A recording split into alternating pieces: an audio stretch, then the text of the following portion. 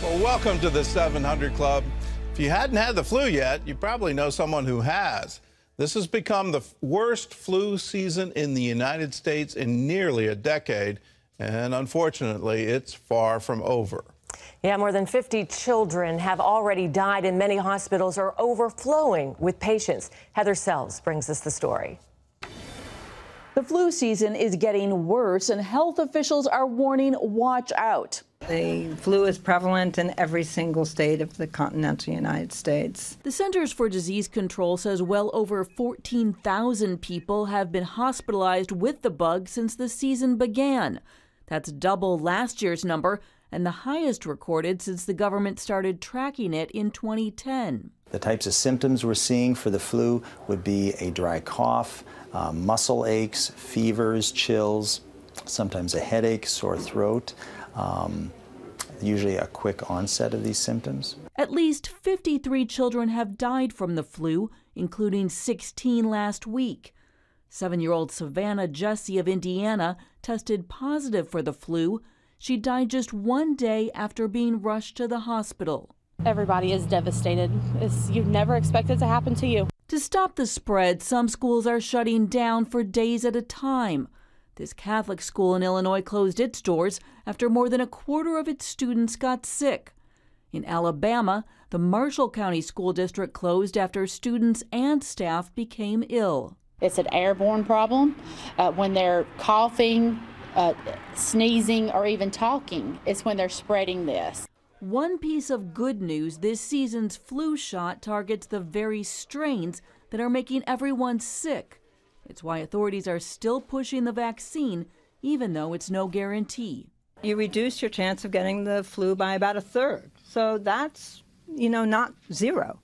What is a 0% protection is not getting a vaccine. Doctors also recommend avoiding people with the flu because they can breathe the virus out in particles that hover in the air. They suggest washing your hands frequently, since the virus can live on hard surfaces up to a day. Also, strengthening your immune system with probiotics, sleep, and stress management. Most flu seasons last up to 20 weeks. Authorities say this season could still have several more to go. Heather Sells, CBN News. I encourage everyone to get a flu shot. It wasn't until after I was 50 that I decided I need to get one every year. But it really has made a difference. I used to come down with whatever flu was going around. But since I started regularly getting that flu shot, it changed. But you don't. You say no. Why? Well, I haven't gotten the flu, so okay. I know it doesn't. It's because you're so healthy. So I'm so healthy, right? No, you're but climbing mountains, you're scaling heights. That's interesting. That's really kind of encouraging me to get it though, because you haven't had any flu since you started getting it. Yeah, it's been a couple of years now, and I went through a really bad winter where I think I got the flu 3 times and turned into bronchitis, and it was just horrible. Get a flu shot. Amen. Well, in other news, Vice President Mike Pence will be at the Winter Olympics, which starts this week in South Korea. John Jessup has that story from our CBN News Bureau in Washington. John? Gordon, Pence isn't going just to see the games and to support America's athletes. As CBN's national security correspondent Eric Rosales reports, the vice president is also sending a message to North Korea.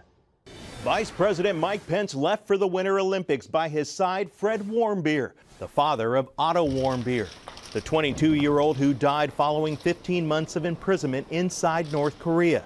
The Trump administration plans to move away from a military rhetoric and focus on North Korea's human rights atrocities. There could not be a more powerful statement. Considering what the Warmbier family has gone through over the last 18 months to 2 years, I think this is a powerful statement that the Trump administration is trying to show that not only does North Korea have nuclear weapons and missiles that can kill millions of people, but the human rights violations that this regime has committed are on par perhaps with Nazi Germany. A White House official told reporters during the games the vice president will, quote, make clear that the maximum pressure on the Kim regime will only intensify, adding that the vice president will not allow the North Korean regime to hijack messaging of Olympics with propaganda.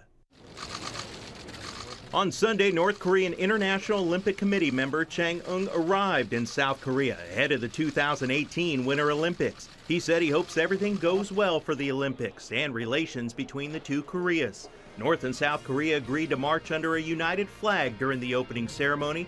Pentagon top brass say that they're encouraged with the dialogue between the North and the South and want it to continue, but add it has no effect on U.S.-South Korea relations. The relationship between Seoul and Washington has never been closer, so we look forward to more progress.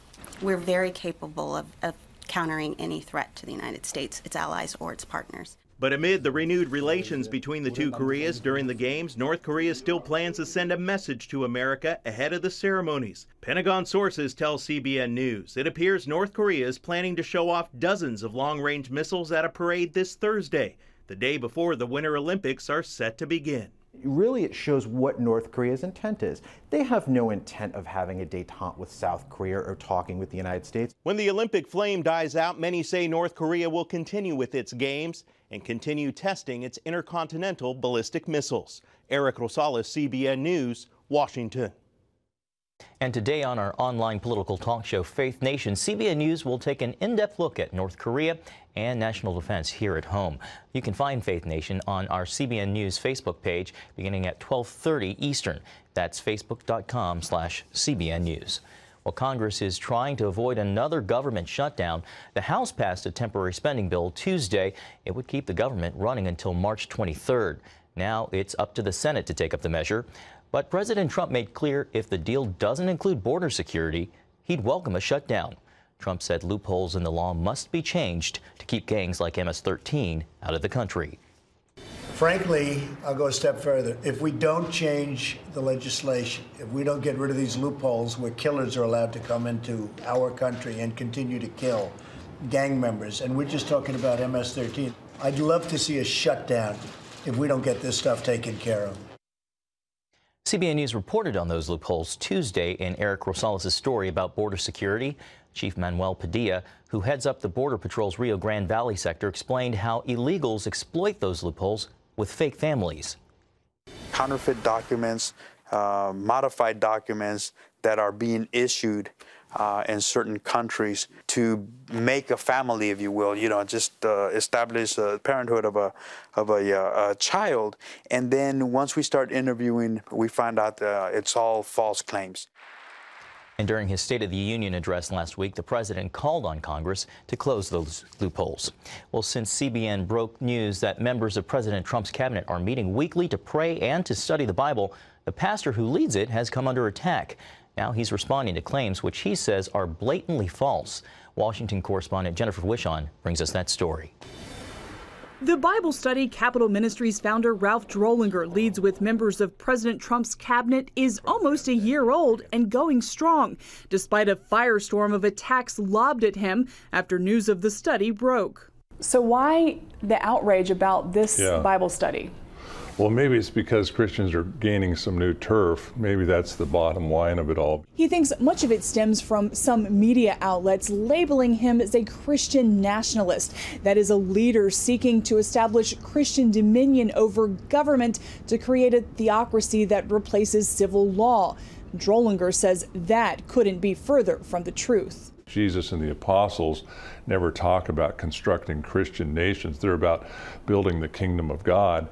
We stand for all religions to be able to compete with one another for the souls of men, and we have no problem with that. An atheist group recently sued the Department of Housing and Urban Development over Secretary Ben Carson's participation in the Bible study. The lawsuit says the group seeks records concerning a weekly Bible study sponsored and attended by Trump administration cabinet members to see whether they're complying with the constitutional principle of separation of church and state. Carson responded on social media. I will not stop being a Christian while in service to this country. In fact, it is my faith that helps me serve the nation even better. The relentless attacks on the spirituality of our nation must be resisted. The cabinet Bible study is held before the workday begins. Drollinger says only cabinet secretaries attend, no staff is allowed, and no taxpayer money is used because Capitol Ministries covers all expenses. Is this an effort in your mind by some to marginalize Christian leaders here in Washington?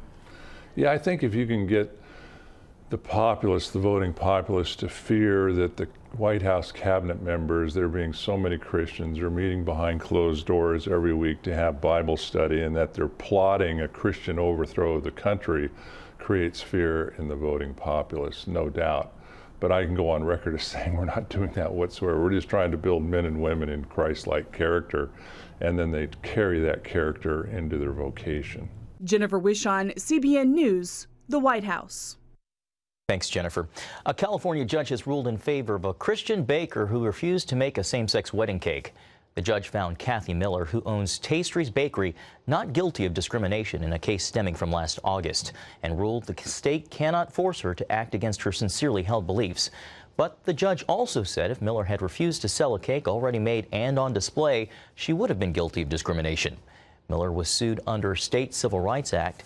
Still, the future of the case isn't clear. The Supreme Court has heard arguments of Christian baker Jack Phillips, who refused to make a same-sex wedding cake. The High Court is expected to rule sometime this summer, and we should add this is going to be a highly anticipated ruling. It is a highly anticipated ruling. And is it going to fall on the same lines as that California case? And it seems to be interesting. If it's a already made cake, then you have to sell it. If it's a request for a custom-made cake, then you don't have to. And that is an interesting distinction under the law.